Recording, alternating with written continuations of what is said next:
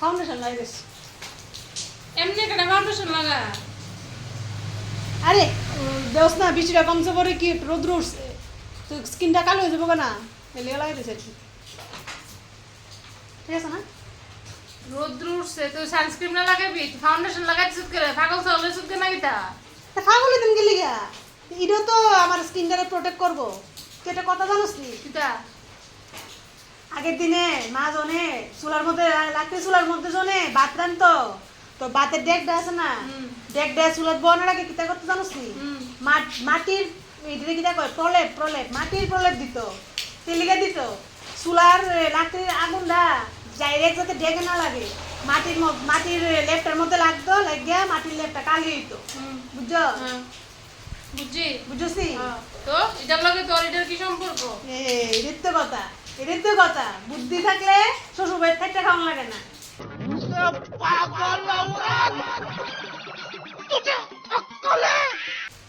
আমি যে বাইরে যাবো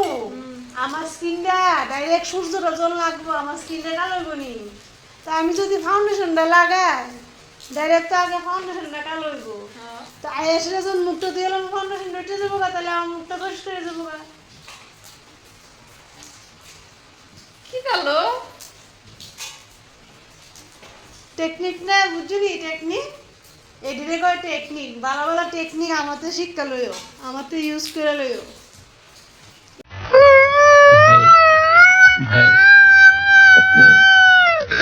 এই যে দেখো এইভাবে আমি এখন দিমু দিয়ে সেটা আমি এখন রাস্তা দিয়ে যাবো আমি এখন দোয়ানে যাবো ইসে আরলে তুই দুয়ার যেতি হ্যাঁ তো কি হয়েছে চেহারা তো আমার চেহারা জায়গাতে থাকবো আমি মুখ দিলে তো চেহারাটা আবার জায়গাতে পাবো আমার তো স্কিনটা বাঁচতেছে না স্কিন তো বাঁচতেছে ঠিক আছে জায়গা হয়েছে কিনা সুন্দর হয়েছে না বাহ মানুষের ফাঁসা ডিম দিয়ে দিলাইব তোরে না না দিলাই তো না আমার স্কিন বাঁচবো বুঝোস না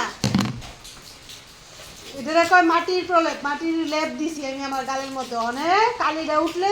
ফাউন্ডেশনটা যখন উঠে যাবো গা তখন কালি উঠে যাবো গা আমার স্কিনটা বাচ্চা যাবো গা সানস্ক্রিন আইনে টাকা নষ্ট করে না কোনো দরকার নাই এটা বড় লিখে আমি করি ঠাকুর দুনিয়ার যে কত ধরনের পাগল ছাগল